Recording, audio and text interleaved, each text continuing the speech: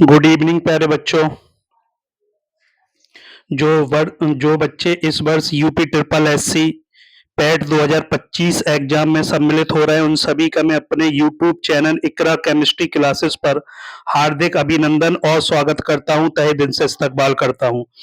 बच्चों, ये जो आपके साइंस के कुछ क्वेश्चन लेकर आए हैं जो आपके परीक्षा के लिए बहुत ज्यादा इंपॉर्टेंट हो सकते हैं। आइए एक एक करके सबको देखते हैं।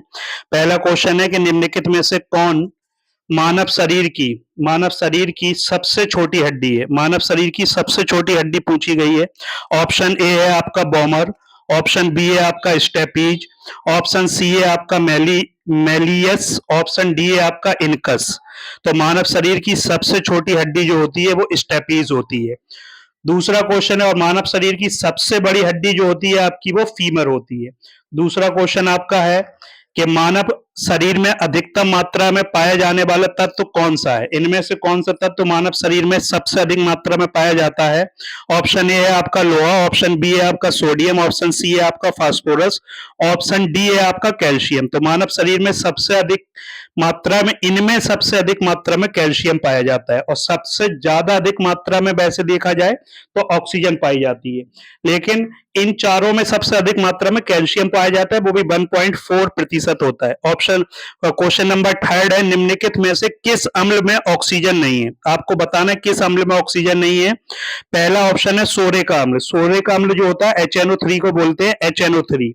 दूसरा है आपका गंधक का अम्ल, वो H2SO4 को बोलते हैं। तीसरा ऑप्शन है नमक का अम्ल, HCl को बोलते हैं। डी ऑप्शन है आपका उपरोक्त सभी। वो क्या पूछ रहा है कि निम्नलिखित में से किस में ऑक्सीजन नहीं है। इसमें ऑक्सीजन है, इसमें ऑक्सीजन है, लेकिन नमक के अम्ल में HCl में ऑक्सीजन नहीं है, तो ऑप्शन नंबर सी आपका सही हो जाएगा। चौथा क्वेश्चन है, निम्नलिखित में से कौन बेकिंग सोडा है। बेकिंग सोडा पूछ रहे हैं आपसे, तो ऑप्शन ए है आपका सोडियम हाइड्रोक्साइड, ऑप्शन बी है आपका कॉपर सल्फेट, ऑप्शन सी है आपका सोडियम बाइकार्बोनेट, ऑप्शन डी है आपका मैग्नीशियम सल्फेट। तो बेकिंग सोडा आपका ऑप्शन नंबर सी जो है आपका सोडियम बाइकार्बोनेट यानी कि NaHCO3 आपका जो होता है वो आपका सोडियम बाइकार्बोनेट बेकिंग सोडा होता है। क्वेश्चन नंबर 5 है, एंजाइम मूलतः क्या है। एंजाइम पूछ रहे हैं क्या होते हैं। ऑप्शन नंबर ए है बसा, ऑप्शन बी है शर्करा, ऑप्शन सी है प्रोटीन, ऑप्शन डी है विटामिन। तो एंजाइम आपके जो होते हैं वो प्रोटीन होते हैं। एंजाइम आपके प्रोटीन होते हैं। क्वेश्चन नंबर 6 है आपका, मानव शरीर की सबसे बड़ी ग्रंथि पूछ रहे हैं कौन सी है। ऑप्शन नंबर ए है यकृत, ऑप्शन नंबर बी है अग्नाशय, ऑप्शन नंबर सी है अबटू ग्रंथि, ऑप्शन नंबर डी है अमाशय। तो ऑप्शन नंबर ए सही है, यकृत। यकृत जो है मानव शरीर की सबसे बड़ी ग्रंथि होती है। अगर अंतःस्रावी सबसे बड़ी ग्रंथि पूछेंगे तो आपकी अबटू ग्रंथि है। ये अबटू ग्रंथि अंतःस्रावी सबसे बड़ी ग्रंथि है, लेकिन मानव शरीर की सबसे बड़ी ग्रंथि अगर पूछेंगे तो यकृत है आपका। क्वेश्चन नंबर 7 है, रक्त का पीएच मान निम्न में से क्या होगा। Option A 5.0, option B 6.4, option C 7.4, option D है 8.0। तो ऑप्शन नंबर सी सही है, 7.4 आपका जो होता है वो रक्त का पीएच मान होता है। आगे चलते हैं, क्वेश्चन नंबर 8 देखते हैं आपका। पारसेक पूछा है। पारसेक क्या है, पारसेक किसका मात्रक है, मतलब इसमें से। तो ऑप्शन नंबर ए है आपका दूरी का, ऑप्शन नंबर बी है आपका समय का, ऑप्शन नंबर सी है प्रकाश का, ऑप्शन नंबर डी है आपका चुंबकीय बल का। तो पारसेक जो होता है वो आपका दूरी का मात्रक होता है, पारसेक। क्वेश्चन नंबर 9 है आपका, प्रकाश वर्ष इकाई है, किसकी इकाई है। दूरी की, समय की, आयु की, या प्रकाश तीव्रता की। तो प्रकाश वर्ष आपकी जो है वो दूरी की इकाई है। प्रकाश वर्ष दूरी की इकाई है। पारसेक भी मात्रक होता है आपका, दूरी का मात्रक होता है। क्वेश्चन नंबर 10 देखते हैं, प्रकाश की गति निम्न में से क्या होती है। ऑप्शन नंबर ए है 9 × 10⁻²मीटर पर सेकंड, ऑप्शन बी है 3 × 10⁻11 मीटर पर सेकंड, ऑप्शन सी है आपका 3 × 10⁸ मीटर पर सेकंड, ऑप्शन डी है आपका 2 × 10⁴ मीटर पर सेकंड। तो प्रकाश की गति आपकी जो होती है वो 3 × 10⁸ मीटर पर सेकंड होती है। क्वेश्चन नंबर 11 देखते हैं, प्रकाश तरंगों के वायु से कांच में जाने पर, मतलब जब वो वायु से कांच में जाते हैं तो निम्न में से कौन प्रभावित होता है?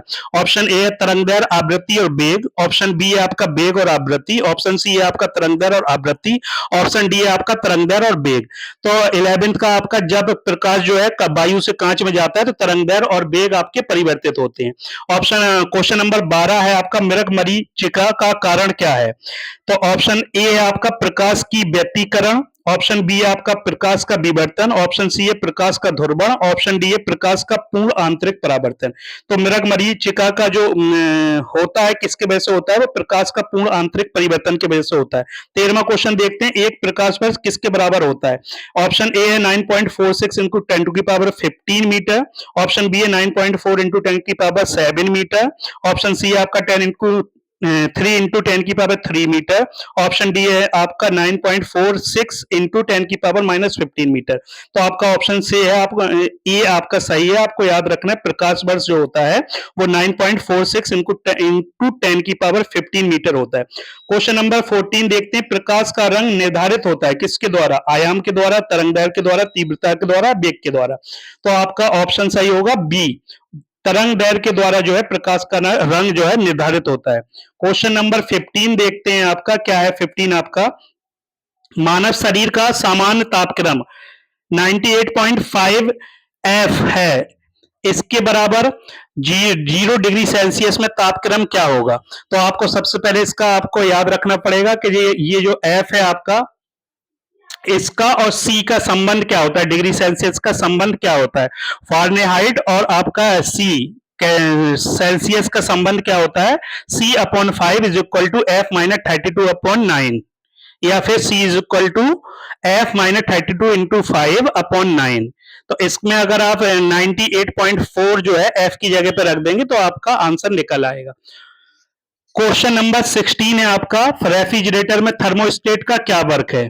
पहला ऑप्शन है तापक्रम को कम करना, दूसरा ऑप्शन है आपका हिमायन को कम करना, बढ़ाना, तीसरा ऑप्शन है आपका एक समान तापक्रम को बनाए रखना, चौथा ऑप्शन है आपका गलनांक को घटाना। तो आपका ऑप्शन सी सही है। इसमें एक समान तापक्रम को रेफ्रिजरेटर में जो थर्मोस्टेट होता है वो कार्य करता है। क्वेश्चन नंबर 17 है आपका, बिजली के बल्ब का तंतु किसका बना होता है? ऑप्शन ए मैग्नीशियम का, ऑप्शन बी लोहे का, ऑप्शन सी है नाइक्रोम का, ऑप्शन डी है आपका टंगस्टन का। टंगस्टन का बना होता है क्योंकि इसका गलनांक बहुत ज्यादा होता है, इसलिए ये जो बिजली के बल्ब का तंतु है वो टंगस्टन का बना होता है। ऑप्शन क्वेश्चन नंबर 18 है आपका, CFL जो हम घर में यूज करते हैं उसका फुल फॉर्म क्या है? ऑप्शन ए है आपका compact fluorescent lamp, option B है आपका compressed fluorescent lamp, option C है आपका common fluorescent lamp, option D है आपका कार्बन फ्लोरोसेंट लैंप। तो ऑप्शन ए आपका राइट है। CFL का फुल फॉर्म आपका क्या होगा? Compact fluorescent lamp. 19वां क्वेश्चन आपका है, चींटी के डंक में कौन सा अम्ल पाया जाता है? ऑप्शन ए लैक्टिक अम्ल, ऑप्शन बी फॉर्मिक अम्ल, ऑप्शन सी एसिटिक अम्ल और ऑप्शन डी है आपका टार्ट्रिक अम्ल। तो वी आपका ऑप्शन सही है, फॉर्मिक अम्ल आपका जो है चींटी के डंक में पाया जाता है। 20वां क्वेश्चन देखते हैं, अम्ल मिथाइल ऑरेंज को किस रंग में बदल देता है? अम्ल का पूछा है, मिथाइल ऑरेंज को किस रंग में बदलता है?